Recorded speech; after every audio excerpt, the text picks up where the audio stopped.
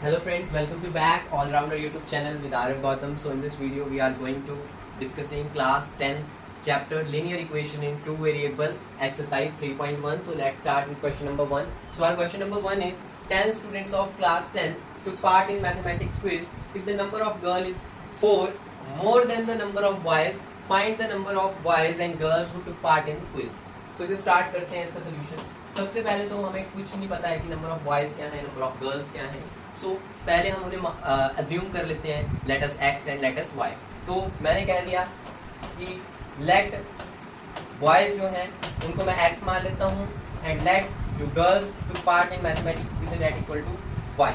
उसके बाद मुझे इन्होंने बताया कि 10 स्टूडेंट्स हैं, मतलब बॉयज और गर्ल्स ये दोनों ही स्टूडेंट्स हैं. तो मैंने एक इक्वेशन बना दी कि दोनों x प्लस वाई को जब मैं करूँगा तो मेरे पास 10 आना चाहिए. मतलब यहाँ कुछ भी हो सकता है, 6 हो सकता है, 4 हो सकता है, 7, 3 हो सकता है.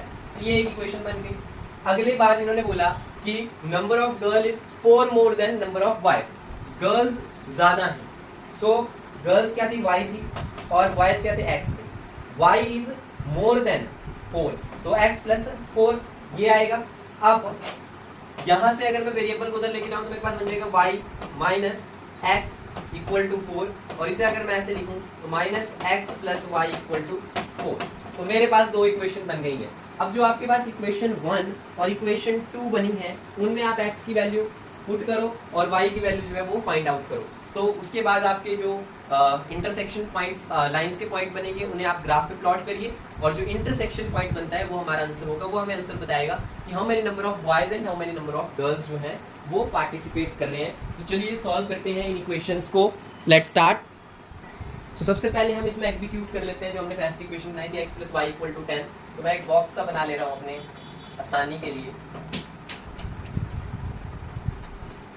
This is x, this is y. अगर मैं x की वैल्यू 2 लूँ तो मेरे पास y की वैल्यू कितनी आ जाएगी, 8 आ जाएगी. और अगर मैं इसी में ही x की वैल्यू यहाँ मैंने 2 ली, और अगर मैं x की वैल्यू 4 लूँगा तो क्या होगा, तो 4 प्लस वाई इक्वल टू 10, और y की वैल्यू कितनी आ जाएगी, 6 आ जाएगी. अगर y में x में 4 लूँगा तो y की वैल्यू 6 आ जाएगी. तो ये मैंने ऐसे एग्जीक्यूट कर ली. तो मेरे पास पॉइंट्स बन गए ये 2,8 और 4,6 जो मैंने यहाँ लिख लिए हैं. इसे आप यहाँ पे भी लिख सकते हैं. यहाँ पॉइंट बन गया 2,8 और यहाँ बन गया 4,6. ऐसे ही आपने दूसरी इक्वेशन के लिए करना था. दूसरी इक्वेशन की हमारी minus x plus y equal to 4. अब यहाँ पे भी आपको x की वैल्यू फाइंड करनी पड़ेगी या y की करनी पड़ेगी. एक वैल्यू सब्स्टिट्यूट करनी पड़ेगी, या x की कीजिए या y की करिए. तो मैं करूँगा x की. तो x की मैंने किया अगर 2 तो मुझे y मिल गया 6, और जैसे ही मैंने x की कर दी -2, यहाँ मैंने x की वैल्यू 2 की और यहाँ नीचे वाले में मैंने अगेन की, तो मैंने x की वैल्यू -2 की. तो -2 प्लस y इक्वल टू 4, तो ये 2 बन गया अगेन 4, और y की वैल्यू आ जाएगी 2 क्योंकि माइनस का हो जाएगा इधर. तो ये आ गया आपके पास 2. तो यहाँ पे भी पॉइंट आपका एक 2,6 है और एक जो है वो -2,2. तो हमारे पास पॉइंट आ चुके हैं 2,8, 4,6, 2,6 एंड -2,2. अब हमारा काम है इसे ग्राफ पे प्लॉट करना. तो चलिए स्टार्ट करते हैं ग्राफ प्लॉट करना, और जो पॉइंट ऑफ इंटरसेक्शन होगा वहाँ पे आपका आंसर आएगा. तो देखते हैं कहाँ आता है पॉइंट ऑफ इंटरसेक्शन.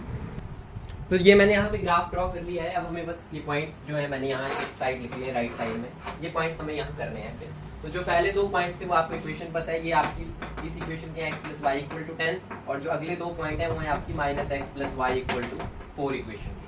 सो सबसे पहले 2,8, तो 2x एक्सिस पे है, 8 जो है वो y एक्सिस पे है, तो ये पॉइंट जो है वो यहाँ जैसे यहाँ आएगा. तो ये पॉइंट हो गया आपका 2,8, और इसके साथ 4,6 है, तो 4 यहाँ है और 6 जो है वो यहाँ आ जाएगा. तो इसे मैंने यहाँ जैसे कर लो 4,6. अब मैं इसे जो है वो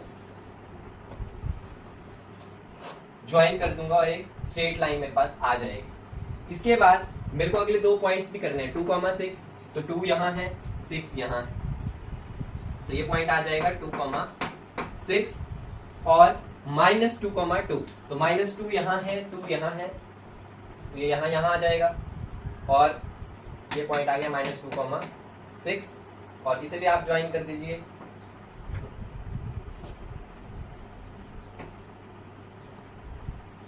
तो यहाँ पे जो है यहाँ पे आपका पॉइंट ऑफ इंटरसेक्शन बना।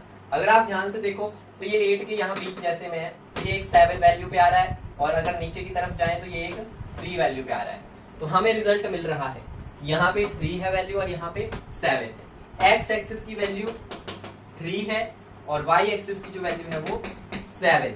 इट मीन्स कि हमारे पास जो बॉयज थे वो कितने थे, 3 थे, और गर्ल्स कितनी थी, 7 थी। अगर आप अब इन्हें उन इक्वेशंस में डालोगे तो वो सेटिस्फाई भी करेंगी इक्वेशंस। और यहाँ पे जब आप लाइंस ड्रॉ कर रहे हैं तो आप लाइंस की इक्वेशन लिखिए। जैसे रेड लाइन जो है वो इक्वेशन किसकी है, x + y = 10 की है। जो व्हाइट लाइन ड्रॉ हुई है उसकी इक्वेशन क्या थी, -x + y = 4। तो आपको ऐसे रिप्रेजेंट करना है ये क्वेश्चन, ये ग्राफ, राइट। तो आई होप सो आपको ये क्वेश्चन समझ आया हो। क्वेश्चन नंबर 2 जो है वो भी इसी का ही सिमिलर है। अब हम स्टार्ट करेंगे क्वेश्चन नंबर 2। तो let's start our question number 2।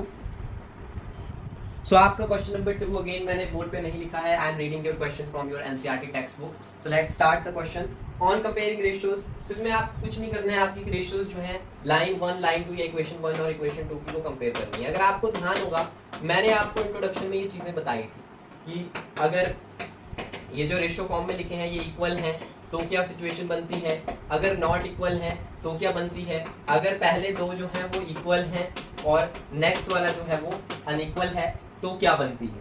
तो अगर आपको याद होगा अगर आपके सारे जो हैं वो अनइक्वल हैं, अलग अलग हैं, तो लाइंस कैसी होती हैं, इंटरसेक्टिंग लाइंस बनती हैं आपके यहाँ पे, राइट।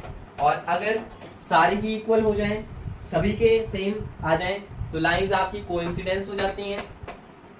और अगर आपकी जो रेशियोज हैं वो फर्स्ट दो इक्वल हो और नेक्स्ट वाला अनइक्वल हो तो लाइंस आपकी पैरेलल हो जाती है। तो वही आपसे पूछा गया है कि यहाँ पे ये इक्वेशंस की जो लाइन है वो पैरेलल है, इंटरसेक्टिंग है कि कोइंसिडेंस है। तो करते हैं स्टार्ट।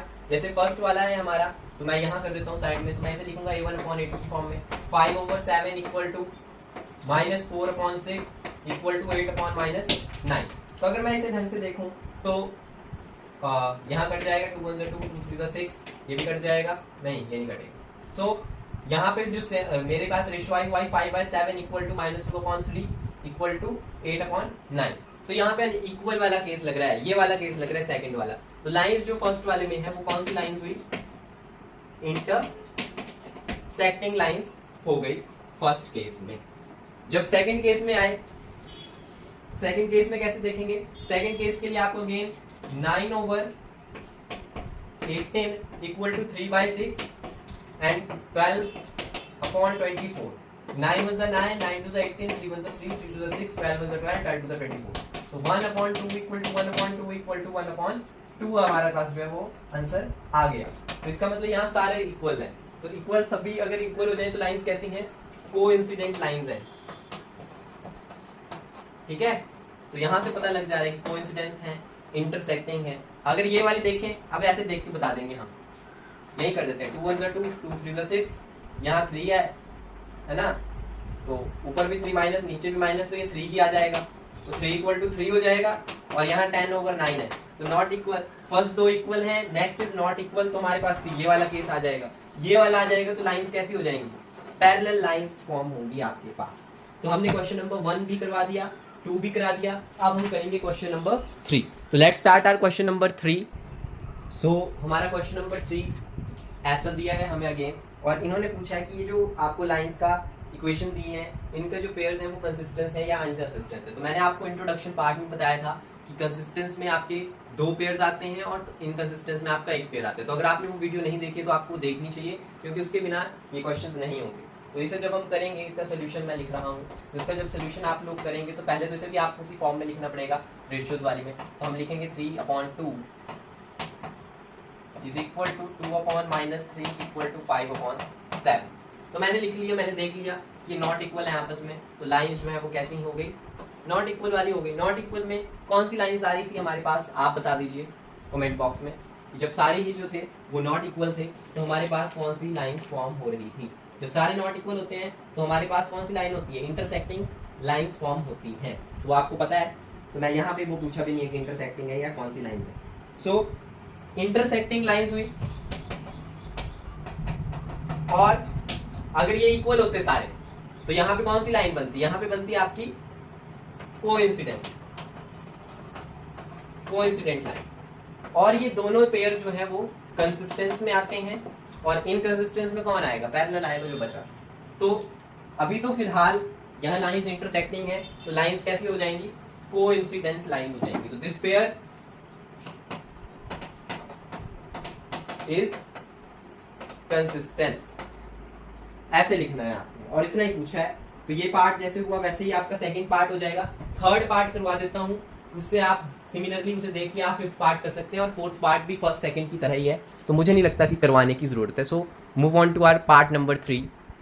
सो अगर आप देख रहे हो क्वेश्चंस, तो आपका क्वेश्चन जो है वो ऊपर जो है वो रेशियो में आ चुका है, नीचे जो है वो ऐसे आ चुका है। तो इसे करना भी बहुत सिंपल है और आप कर लेंगे, आई होप सो। सो इसे करने के लिए क्या करना पड़ेगा हमें, हम वैसे लिखेंगे 3/2, नीचे 9 आना था, 9 के नीचे हम 1 ले लेंगे, प्लस 5/3, नीचे -10/1 इक्वल टू 7/14। अगर आप इसे आप सॉल्व करो तो ये बन जाएगा 3/2 इंटू, यहाँ पे उल्टा होता है ये जब ऊपर आता है, तो 1/9 and plus 5/3 into 1/-10 equal to 7/14। So 3 1 3, 3 2 6, 5 1 5, 5 2 10 and 7 1 7, 7 2 14। तो अगर आप अब देखें तो हमारे पास आएगा 1/4, यहाँ माइनस ऊपर चला जाएगा तो माइनस आ जाएगा ऊपर, राइट आएगा 1/4, 3 3 9 हुआ, सॉरी, तो यहाँ पे 2 3 6 हो जाएगा। तो मेरे पास आंसर आ रहा है 1/6 और -1/6 इक्वल टू 1/2। तो अगर आप अब देखें तो ये दोनों ही इक्वल नहीं है, ये मतलब अनइक्वल वाले हैं, सारे ही अनइक्वल हो गए इसमें, ठीक है। तो मेरे पास ऐसी कंडीशन बन जाएगी a1/2 is not equal to b1/b2 equal to not equal to c1/c2। It means हमारी लाइंस कैसी हैं, तो लाइंस हमारी जो है ये कौन सी हुई, इंटरसेक्टिंग भी नहीं है, पैरेलल भी नहीं है, इंटरसेक्टिंग है ये, सॉरी इंटरसेक्टिंग है। अगर ये इंटरसेक्टिंग हो गई जिसमें सारे ही अनइक्वल थे और इससे पहले कोइंसिडेंस थी शायद से, अगर वो इक्वल थी सारी, तो वो जो थी वो आप वहाँ पे भी आपकी इक्वल नहीं थी, तो वो भी इंटरसेक्टिंग ही थी। तो दोनों ही इंटरसेक्टिंग के क्वेश्चन थे, और इंटरसेक्टिंग लाइन किस में आएगी, कोइंसिडेंट लाइन में आएगी। तो आप लिख सकते हैं दिस पेयर इज आल्सो, कौन सा पेयर है, कंसिस्टेंस पेयर है। तो वैसे आप इसे लिख दीजिएगा। सो अब हम करेंगे क्वेश्चन नंबर 4 जो है वो भी ऐसा ही है, तो मैं क्वेश्चन नंबर 4 भी नहीं करवा रहा, क्योंकि क्वेश्चन नंबर 4 में भी आपको कंसिस्टेंस और इनकंसिस्टेंस ही बताने हैं, और ग्राफ बनाना तो आपने सीखा है, तो वो भी वैसे ही होना है, और आप चाहेंगे तो आपको करवा देंगे।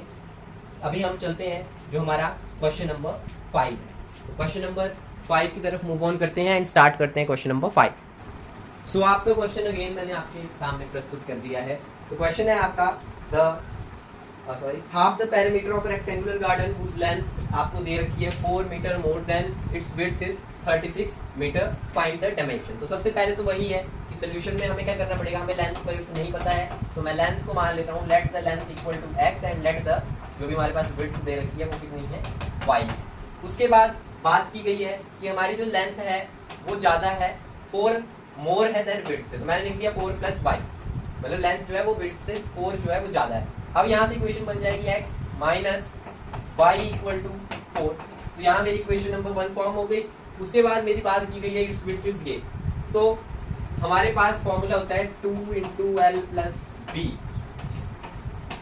तो मैंने इसे ऐसे लिखा, यहाँ से ये यहाँ पे कैंसिल हो जाएगा, तो l + b को मैंने क्या माना था, x + y माना था, तो मेरे पास ये इक्वेशन फॉर्म हो जाएगी x + y equal to 36, right. तो अब मेरे पास दो इक्वेशंस फॉर्म हो चुकी हैं, दोनों इक्वेशन जैसे ही फॉर्म होगी मैं उनमें क्या करूंगा, और एडिंग सब्ट्रैक्टिंग कुछ करूंगा।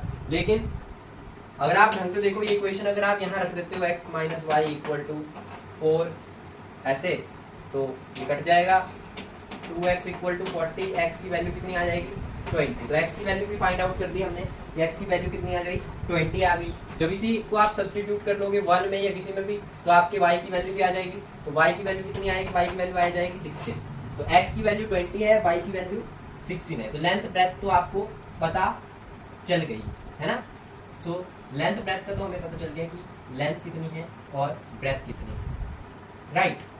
उसके बाद जो आपके अगर आपको ग्राफ से निकालना है तो आप ग्राफ से भी निकाल सकते हैं। ग्राफ के लिए क्या करना पड़ेगा, जो आपकी इक्वेशंस हैं ये और ये 1 और 2 जो बनाई है, इन इक्वेशंस को आपको क्या करना पड़ेगा, इनमें वैल्यूज रखनी पड़ेगी।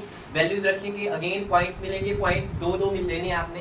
तो दो पेयर जब बनेंगे पॉइंट्स के तो आपकी एक स्ट्रेट लाइन बनेगी और एक और स्ट्रेट लाइन बनेगी, और दो स्ट्रेट लाइनें जहाँ पे इंटरसेक्ट होंगी वो उनके आंसर्स आएंगे। जैसे हमने पहले क्वेश्चन किया, इसमें मैंने ऐसे निकाल दिया।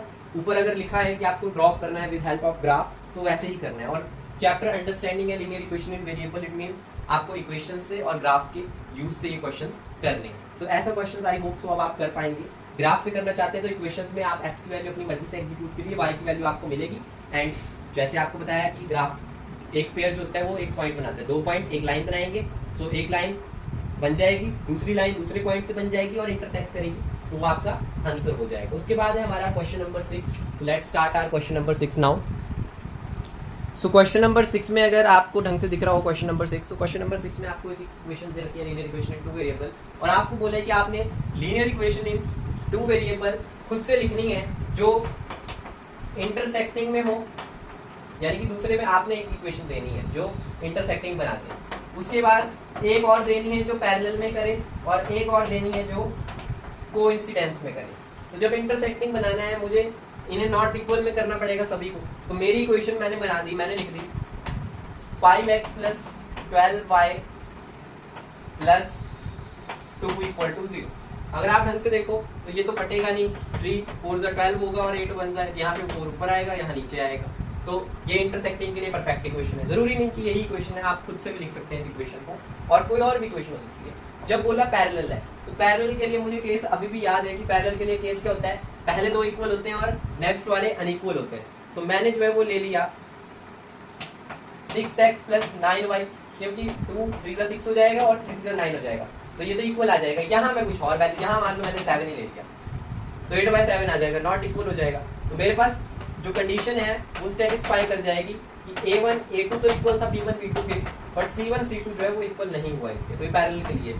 उसके बाद कोइंसिडेंस में करना है, तो मैंने लिख दिया 4x + 6y एंड -16। जब इसे करोगे तो ये आपको सेम आंसर देगी और इक्वल आ जाएंगी। तो सभी इक्वल हो जाएंगी तो कोइंसिडेंस होगी, अगर सभी डिफरेंट होगी तो इंटरसेक्टिंग होगी, और फर्स्ट दो रेशियोज आपके सेम होंगे और थर्ड वन डिफरेंट होगा तो आपकी लाइंस जो होंगी वो पैरेलल होगी। क्वेश्चन नंबर 7 में आपको इक्वेशंस दे रखी हैं, दो इक्वेशंस हैं, और दोनों इक्वेशंस में जो है आपको x y की वैल्यू अगेन निकालनी है, ग्राफ रिप्रेजेंट करना है, आपको सिखाया गया है। यू नो, आई होप कि आपको अंडरस्टैंड आया हो। और इस वीडियो लेक्चर में इतना ही। नेक्स्ट पार्ट में हम करेंगे exercise 3.2 of linear equation in 2 variable class 10 maths. So अभी के लिए please like, subscribe and show your support. So thank you to all of you.